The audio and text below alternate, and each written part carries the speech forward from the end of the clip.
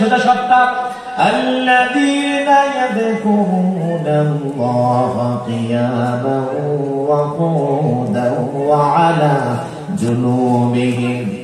বান্দা তুমি দাঁড়িয়ে আছো, তুমি বসে আছো, তুমি শুয়ে আছো, যে কোনো অবস্থায় আছো না বান্দা, আমি আল্লাহরে ডাকো, আমি আল্লাহ তোমার ডাকের জবাব দিয়ে দেব। পৃথিবীতে এই কথাটি বলার দুঃসাহস কেউ করে না, যত বড় বড় শক্তির মালিক হোক না কেন। আযকুরুনি আযকুরুকুম, প্রত্যেকটা জুমায় খুতবার মাঝে দেখবেন খতিব সাহেবরা এই শব্দটুকু ব্যবহার করে, কথা বলেন ঠিক কিনা? উশকুরুনি ওয়ালা তাকফুরুন, আযকুরুনি তোমরা আমি আল্লাহর স্মরণ করো, আযকুরুকুম যেখানেই স্মরণ করবে সেখানেই সাড়া দিবেন কে? এত বড় কথা। আপনি বিপদে আছেন, আপনি আপদে আছেন, সুখে আছেন, দুঃখে আছেন, যে কোনো অবস্থায় আছেন না কেন, আপনি শুধু আল্লাহরে ডাকবেন আর জবাব দিয়ে দিবে কে? আস্তে ডাকলেও শোনেন, জোরে ডাকলেও শোনেন, বসে ডাকলেও শোনেন, দাঁড়িয়ে ডাকলেও শোনেন। সুখে যদি আপনি আল্লাহকে ডাক দেন তবু শোনেন, দুঃখেও যদি ডাক দেন তবু যিনি শোনেন তিনি কে? এই কথা বলার সাহস পৃথিবীর কেউ করতে পারবে? জোরে বলেন, পারবে না। আপনি আস্তেও ডাকতে পারেন, শুনবেই না, জোরে আওয়াজ দিলেও শুনবে না, ফোন করা লাগবে, ফোন করলেও ধরবে না, কাছে নাই, আবার শুনছে রিসিভে নাই, আসে না নাই। আল্লাহ বলে, গোলাম রে, আমি আল্লাহ তোমাদের এমন আল্লাহ, আমি রব তোমাদের এমন রব, আমি আল্লাহ তোমাদের সব কথা বলেন ঠিক কিনা? আল্লাহ আমার রব, ওই রবে আমার সব। পড়েন, আল্লাহ আমার রব, ওই রবে আমার সব। দমে দমে তনু মনে তারি অনুভব, সবাই দমে দমে তনু মনে তারি অনুভব। আল্লাহ আমার রব, ওই রবে আমার সব। জোরে বলেন মারহাবা। সে আল্লাহ রাব্বুল আলামিন বলেন, বান্দারে আমি আল্লাহ মানুষকে সৃষ্টি করলাম গোটা পৃথিবীতে, সেই মানুষকে আমি আল্লাহ সবচেয়ে বেশি মর্যাদা দান করলাম। লক্ষ লক্ষ পৃথিবীতে আমি আল্লাহ সৃষ্টি জগতে প্রাণী সৃষ্টি করলাম, তার মধ্যে আমাদেরকে আল্লাহ স্পেশালি কিছু নিয়ামত আল্লাহ দান করলেন, যে নিয়ামত অন্য কোন প্রাণী জগতে আল্লাহ দান করেন নাই। যেমন সূরা রহমান আল্লাহ বলেন, আর রহমান আল্লামাল কুরআন খালাকাল ইনসান আল্লামাহুল বায়ান।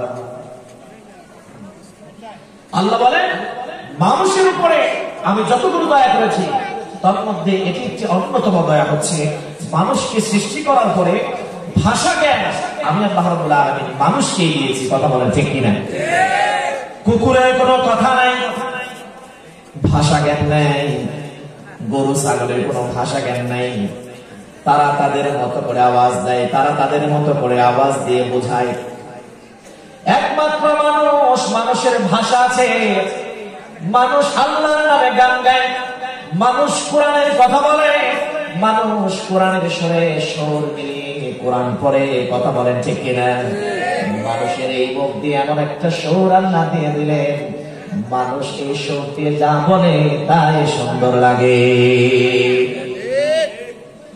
তার মানে যে আল্লাহ এত সুন্দর করে আমাদেরকে সৃষ্টি করেন, ভাষা জ্ঞান আমাদেরকে শিক্ষা দিলেন, আমাদেরকে এত সুন্দর সুর আল্লাহ দান করেন, সে আল্লাহ রাব্বুল আলামিনকে যদি আমরা পেয়ে যাই কিয়ামতের ময়দানে, এই সৃষ্টি জগৎ পেয়ে যদি আমরা পাগল পারা হয়ে আল্লাহকে ভুলে যাই, পরকালকে ভুলে যাই, তাহলে কিয়ামতের ময়দানে সে আল্লাহর দিদার আমাদের নসিব হবে না।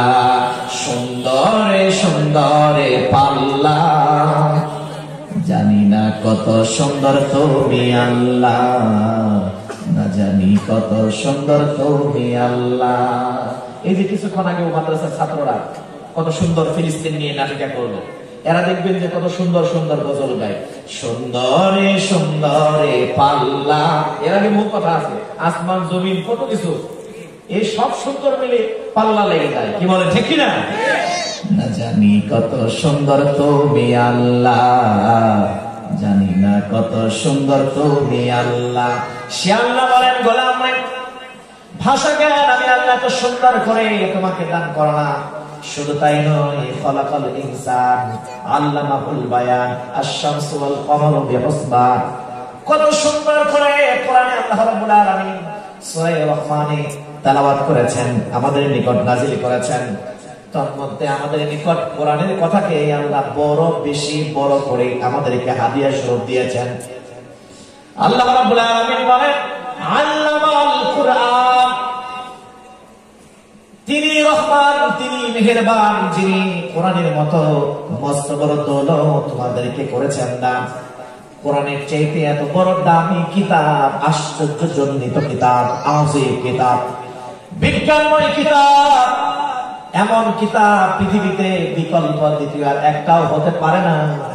এই কিতাবকে গবেষণা করতে করতে একটা মানুষের জীবন শেষ হয়ে যাবে, তবু এই কোরআনের গবেষণা কোনোদিন শেষ হবে না। এই কোরআনের সাথে যাদের জীবনের স্পর্শ লাগবে, স্পর্শ লাগতে দেরি, তাদের জীবনের পরিবর্তন হয়ে যাওয়া দেরি না। কথা কোন ঠিক কিনা? কোরআনকে যখন এই তালিবুল কোরআন মাদ্রাসার ছাত্ররা পড়ে, দেখবেন এটাকে রাখে একটা বস্তুর উপরে, সেটার নাম কি বলে দেখি? ছোট্ট একটি কাঠের টুকরা, নাম কি? সেই কাঠটা কত দামি? সেটা কি সেগুন কাঠ, সেটাকে বাগান কাঠ, নাকি সেটা কোনো ভ্যান্না কাঠ, সেটাকে বারমাইটি? এটা দেখা হয় না, শুধুমাত্র দেখা হয় এই কাঠের টুকরাটা কোরআন বহন করেছে কিনা, এর নকম, এর উপাধি রেহাল কিনা।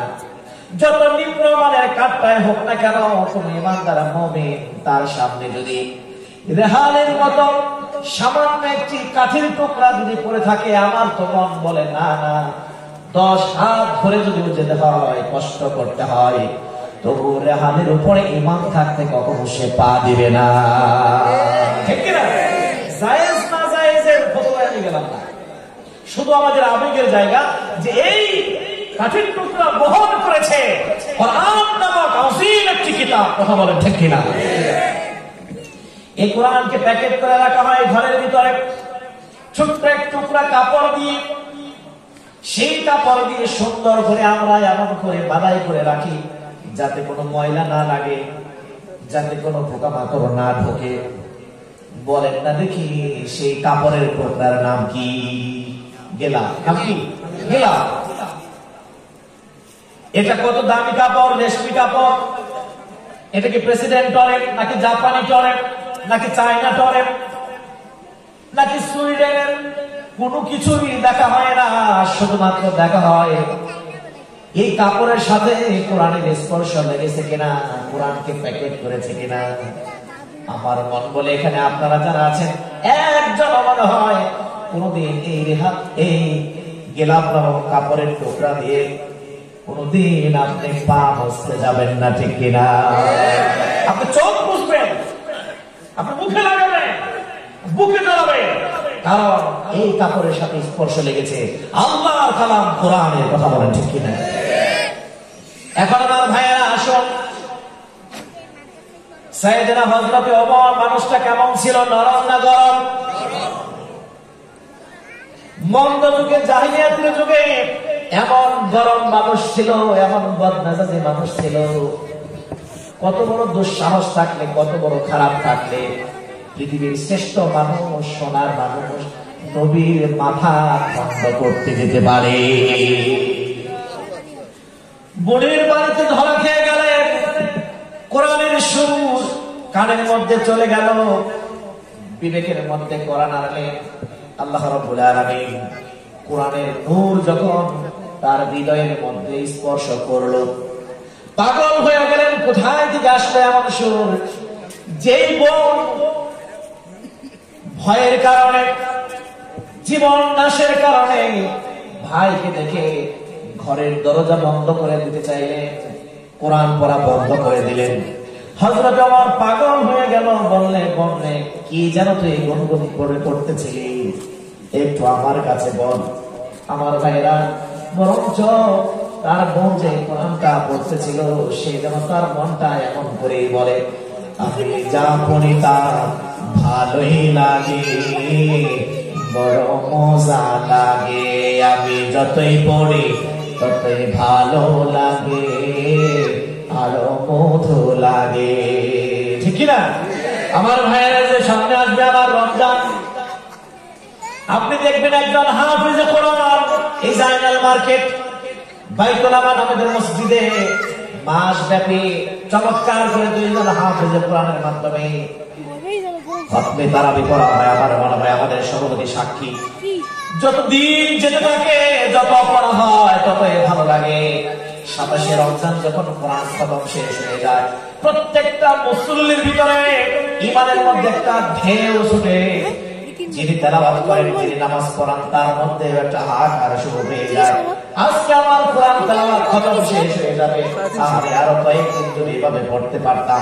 তার মানে এমন মধু, এমন মজা যে কোরআনের মধ্যে আল্লাহ ঢুকিয়ে দিলেন। সেই কোরআনটা শুধুমাত্র শুনলেন হযরতে ওমরের মতো মানুষ যারা ছিলেন পৃথিবীর সবচেয়ে কুখ্যাত, তাদের চিন্তা চেতনা, দিক দর্শন টোটালি পাল্টিয়ে দিলেন কে? ইসলামের বিপক্ষে ছিল যে অস্ত্র তরবারি, শক্তি এবং সাহস টোটালি উল্টে ইসলামের পক্ষে শক্তি এবং তরবারি তিনি মাথা উঁচু করে দাঁড়ালেন। কথা বলেন ঠিক কিনা? তার মানে কোরআনের সাথে যার স্পর্শ লেগে যায়, সে হীরকখণ্ড সোনার টুকরায় পরিণত হয়ে যায়। কোরআনের পজিটিভ যারা হয় তারা পৃথিবীর আলোকিত মানুষ হয়। যারা কোরআনকে ভালোবাসে তারা পৃথিবীতে নন্দিত হয়ে যায়। কোরআনের বিরুদ্ধাচারিত যারা করে তারা নিন্দিত হতে হতে মানচিত্র থেকে তারা আলাদা হয়ে যায়। কথা বলেন ঠিক কিনা? দেখেন, আল্লাহর উপর অবিচল বিশ্বাস এবং আস্থা, বিসমিল্লাহ, এই জাতীয় কত কিছু মুসলমানের দেশ থাকার পরেও এগুলোকে উৎখাত করার জন্য চেষ্টা করা হয়েছে। কথা বলে ঠিক কিনা? যারা এগুলোকে বাতিল করার চেষ্টা করেছে, আল্লাহ তাদেরকে জনগণ থেকে বাতিল করে দিয়েছে। কথা বলে ঠিক কিনা? অতএব ইসলাম নিয়ে, কোরআন সুন্নাহ নিয়ে আমরা যেন কারো মাথার মধ্যে যেন কোনো দুশ্চিন্তা না আসে, কোনো কুবুদ্ধি না আসে। এটা ফাইনাল কথা। বাংলাদেশ হচ্ছে ওলি আল্লাহদের দেশ, বাংলাদেশ হচ্ছে মুসলমানদের দেশ, ইমানদারের দেশ। এখানে সংখ্যা লঘু যারা আছে, সামান্য মুষ্টিমেয়, তারা মায়ের পেটের সন্তানের মতো নিরাপত্তার চাদরে থাকবে, এটা আমার ইসলাম বলে। কিন্তু সেই জায়গায় থাকতে যদি তাদের ভালো না লাগে, তারা দাঙ্গা হাঙ্গামার সৃষ্টি যদি তারা করতে চায়, তাদের গিরাই গিরাই মারতে হবে, এটাও কোরআন বলেছে। কথা বলে ঠিক কিনা? তবে আমরা এমনটা চাই না, আমরা শান্তি চাই। কথা বলেন ঠিক কিনা? আমরা কি চাই? শান্তি চাই। পৃথিবীর সবথেকে শান্তিপ্রিয় জীবন ব্যবস্থার নাম হচ্ছে ইসলাম। ইসলামে যারা আসে তাদের জন্য সালাম আছে না নাই? জোরে বলেন আছে না নাই? আমার ভাইয়া, সেই কোরআন, যে কোরআনের সাথে একটা কাপড়ের স্পর্শ লাগলে কাপড়ের দাম বেড়ে যায়, যে কোরআন কিছুদিন বহন করলে একটা কাঠের টুকরা মূল্য যদি এতক্ষণ বেড়ে যায়, সেই কোরআন যদি কেউ পড়ে, যদি কেউ বুঝে, যদি কেউ জীবনে মানে, আল্লাহ রাব্বুল আলামিন বলেন রাদিয়াল্লাহু আনহুম ওয়া রাদু আন, শুধু তারা আমি আল্লাহর প্রতি খুশি হয় না, তাদের উপরে আমি আল্লাহ খুশি হয়ে যাই। সেই মহাবিশ্বকর কোরআন থেকে আমি অতীব সংক্ষেপে কয়েকটি কথা বলে আমি আমার আলোচনা শেষ করে প্রধান মেহমানের কাছে দিব। আমি অত্যন্ত দুঃখ প্রকাশ করছি, এখানে আমার আসতে একটু লেট হয়ে গেছে, কারণ আমার আরেকটা মাহফিল ছিল মির্জাপুরে বাস স্ট্যান্ডের উপরে। গতকালকের মাহফিল ছিল ভোলাতে। আপনারা জানেন ভোলাটা আমাদের আসলে থেকে কত দূরে, আলাদা একটা দেশও বলতে পারে, চতুর্দিকে পানি। সেখান থেকে এসে অত্যন্ত কষ্ট করে আরেকটা মাহফিল করে এখানে আসা লাগছে। আলহামদুলিল্লাহ আমাদের মেহমান, প্রধান মেহমান উনি যথাসময়ে চলে আসবেন আশা করি ইনশাআল্লাহ। আর আমার আলোচনা এখানে প্রায় অনেকেরই প্রতি জুমায় শোনার সুযোগ হয়। আমার আলোচনা কেউ একদিনও শোনেন নাই এরকম কেউ থাকলে আপনারা তো দেখি, মাত্র মুসলিমই কয়েকজন রয়েছেন, জীবনও শোনেন নাই, মাত্রই 7-8 জন মানুষ। তার মানে সবাই আপনারা আমার আলোচনা শুনছেন অন্য এলাকা, আলহামদুলিল্লাহ। তার মানে সবাই আমার আলোচনা কম বেশি শুনছেন এবং শুনবেন। এই জন্য আমি আপনাদেরকে খুব একটা ধৈর্যচ্যুতি ঘটাবো না। প্রধান মেহমান আসলেই আমরা আলোচনা ছেড়ে দিব। শুধু মাদ্রাসা কেন্দ্রিক আমি কিছু কথা বলার চেষ্টা করবো ইনশাআল্লাহ। আমাদের সম্মানিত সভাপতি সাহেব এখানে আছেন। আমাদের এই আইনাল মার্কেট মসজিদ বাইতুল আমান অত্যন্ত সুন্দরভাবে চলছে এবং এই মসজিদ সংলগ্ন তালিমুল কোরআন ইসলামিয়া মাদ্রাসা সমগ্র মসজিদ পরিচালনা কমিটির সবার পরামর্শক্রমে এই মাদ্রাসাটি প্রতিষ্ঠিত হয়েছে। আমি মনে করি এই অঞ্চলের জন্য, এলাকার জন্য এটা একটি আলোর ফলক পেয়ে কাজ করবে। কি বলেন, ঠিক কিনা? কোরআনী প্রতিষ্ঠান যত বেশি হবে ততই আমাদের জন্য ভালো, ততই আমাদের জন্য কি ভালো। তো সেই ক্ষেত্রে এই কোরআন যদি আমরা শিখতে চাই, যদি আমরা বুঝতে চাই, কোরআনের নূর যদি আমাদের জীবনে সমাজে যদি পেতে চাই, তাহলে আমাদের এই মাদ্রাসার সাথে আমাদের সম্পর্ক বেশি তৈরি করতে হবে। কি বলেন, ঠিক কিনা? 114টি সূরা কোরআনে আল্লাহ নাযিল করেছেন। তার মধ্যে অত্যন্ত গুরুত্বপূর্ণ একটি সূরা, সূরার নাম হচ্ছে সূরা আল কলম। 68 নম্বর সূরা। এই সূরার মধ্যে আল্লাহ রাব্বুল আলামিন মাত্র 52টি আয়াত আমাদের নিকট নাযিল করেছেন মক্কায়। অত্যন্ত গুরুত্বপূর্ণ 4টি আয়াত আপনাদের সামনে তেলাওয়াত করেছি। যে 4টি আয়াত আল্লাহ রাসূল সাল্লাল্লাহু আলাইহি ওয়াসাল্লামের শানে এবং তার মানে আল্লাহ রাব্বুল আলামিন এখানে ব্যবহার করেছেন। বলেন সুবহানাল্লাহ। আপনারা জানেন পৃথিবীর সর্বশ্রেষ্ঠ সোনার মানুষ আল্লাহর নবী, নিষ্পাপ মানুষ আল্লাহর মানুষ, সুন্দর মানুষ আল্লাহর নবী, নিষ্কলঙ্ক মানুষ আল্লাহর নবী। এই ব্যাপারে কারো কোনো সন্দেহ আছে? তার চোখটা ছিল হরিণের চোখের চাইতেও সুন্দর, ডাগর ডাগর চোখ, গোলাপের পাপড়ির চাইতেও সুন্দর ঠোঁট, একেবারে মণিমুক্তার চাইতেও সুন্দর দাঁত, চাঁদের চাইতেও উজ্জ্বল তার চেহারা। এত সুন্দর মানুষ, সুন্দর সুন্দর কথা, সুন্দর সুন্দর আচরণ, মিষ্টি ভাষী, কোমল ব্যবহার, যার ব্যবহারে আকাশ এবং জমিন পর্যন্ত পাগল পারা। আল্লাহ যাকে বলে দিলেন নবী গো আমার, আরসালনাকা ইল্লা রাহমাতাল লিল আলামিন। আপনাকে সাধারণ করে পাঠাই নাই, গোটা জগতের জন্য আপনাকে রহমতের ভান্ডার করে পাঠিয়েছি। বলে সুবহানাল্লাহ। আপনি যেখানেই যাবেন সেখানে আমি আল্লাহ রহমতের দ্বার এবং দরজা খুলে দেব। আল্লাহু আকবার। সর্বত্র নবী যেখানে আগমন করেছেন রহমত খুলে গিয়েছে। যেই বাড়িতে মেহমান হয়েছে খাবার নাই, আল্লাহ নবী বলছেন বিসমিল্লাহ বলে পাত্রে হাত দাও আর দাও শুরু করো। যত মানুষ খেয়েছেন তত মানুষই পেয়েছেন। সুবহানাল্লাহ। বলেন নবী আগমনে সেই নবীর শানে আল্লাহ রাব্বুল আলামিন সূরাতুল কলমে কিছু কথা বলেছেন। সেদিকে যদি বিস্তারিত কথা বলতে চাই তাহলে অনেক লম্বা হয়ে যাবে। বলবো না, শুধু এতটুকুই বলবো, কেন আল্লাহ এই আয়াতগুলো নাযিল করবেন? এতটা সত্ত্বেও নিষ্কলঙ্ক মাসুম, যাদের চাইতেও সুন্দর মানুষটিকে বিভিন্ন কটুবাক্য শুনতে হয়েছে। তাকে শুনতে হয়েছে কবি, তিনি নাকি জাদুকর, নানান হাবিজাবি মন্তব্য আল্লাহ রাসূলের উপরে এসেছে। কথা বলেন ঠিক কিনা? তবে ভালো মন্তব্যশীল কোন ব্যক্তিকে কোন নোংরা মন্তব্য থামাতে পারে না। কথা বলেন ঠিক কিনা? আল্লাহ রাসূলের চূড়ান্ত মঞ্জিলে শুনে গন্তব্যে আল্লাহ পৌঁছিয়ে দিলেন। ওয়াজাআল হাক্কু ওয়া যাহাকাল বাতিল ইন্নাল বাতিলা কানা যাহুকা। সত্য সমাগত, মিথ্যা বিতাড়িত। আল্লাহর নবী বিতাড়িত করলেন, সত্যকে কায়েম করলেন। গোটা পৃথিবীর মানচিত্রে এক নতুন জীবন ব্যবস্থা ইসলামকে প্রতিষ্ঠিত করে গেলেন। বলেন আল্লাহু আকবার।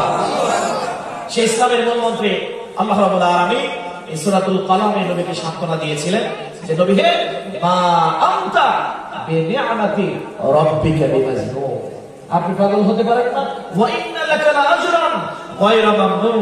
পাগলের জন্য কি এত মহান প্রতিদান থাকে? মহান রবের পক্ষ থেকে আপনার জন্য বড় প্রতিদানের ব্যবস্থা রয়েছে। ওয়া ইন্নাকা লাআলা খুলুকিন আযীম। নবীকে চরিত্রের ব্যাপারে আপনাকে যারা যাই বলুক না কেন, আপনি হলেন সুবিশাল, সুমহান, উচ্চ চরিত্রের অধিকারী। বলেন সুবহানাল্লাহ। সেই চরিত্রের শিক্ষা দেওয়া হয় তালিমুল কোরআন ইসলামিয়া মাদ্রাসার মতো যে শিক্ষা প্রতিষ্ঠানগুলো সেখানে। কথা বলেন ঠিক কিনা? দেখেন ছাত্ররা কত সুন্দর ফেরেশতার মতো, তাই না? কি সুন্দর নাটিকা আমাদের সামনে স্থাপন করলেন। যখন কোরআন পড়বেন দেখবেন তাও তাদের মুখ থেকে ভালো লাগে। যখন একটা হামদে বাড়ি তাআলা রাসূল বলবেন তাও ভালো লাগে। আপনার বাড়ির সামনে যখন যাবেন, আপনাকে সুন্দর করে সালাম দিয়ে মুসাফা করে আপনার সাথে কথা বলবেন, তাও ভালো লাগে। একটা স্কুলের ছাত্রদেরকে কি আপনি এত সুন্দর একটা চরিত্র আশা করেন? কখনো নাই। তবে আমি স্কুল শিক্ষার বিরুদ্ধে আমি কথা বলছি না। আপনি স্কুল শিক্ষা দেন, ইংরেজি শিক্ষা দেন, সব শিক্ষার পাশাপাশি আপনি কোরআনী শিক্ষা, ঈমানী শিক্ষা আপনার সন্তানকে দান করেন, তাহলে দুনিয়ার পথ হারাবে না, পরকালের ময়দানেও তার গন্তব্য হারাবে না। কথা বলেন ঠিক কিনা? আল্লাহ যেন আমাদেরকে এই তৌফিক আমাদেরকে দান করেন, সকলে বলেন আমিন। তাহলে যে কোরআনের সাথে কাপড়ের স্পর্শ লাগলে হাজার গুণ কাপড়ের সম্মান বেড়ে যায়, যে কোরআনের সাথে এক টুকরা কাঠের স্পর্শ লাগলে হাজারো কোটি কোটি সম্মান মর্যাদা মূল্য বেড়ে যায়, সেই কোরআনী মাদ্রাসার সাথে যদি কোনো মানুষের সম্পর্ক লাগে তাহলে তার সম্মান বাড়বে না কমবে? আরো যদি বলেন বাড়বে না কমবে? তাহলে আমরা সবাই এই তালিমুল কোরআন ইসলামিয়া মাদ্রাসার মতো যত মাদ্রাসা আছে সব মাদ্রাসার সাথে আমরা সম্পর্ক করতে চাই। রাজি আছেন ইনশাআল্লাহ?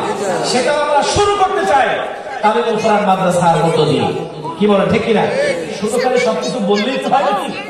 যেমন আল্লামা দেলোয়ার হোসেন সাইদি সাহেব এদেশের একজন প্রবীণ বিংশ শতাব্দীর শ্রেষ্ঠ একজন মুফাসসির ছিলেন। তিনি একটা কথা বলছেন উদাহরণ দিতে গিয়ে যে ইসলামকে ভালোবাসতে হবে কিভাবে? জীবন দিয়ে, সম্পদ দিয়ে। তবে আল্লাহ সম্পদের কথা আগে বলেছেন, জীবনের কথা পরে বলেছেন।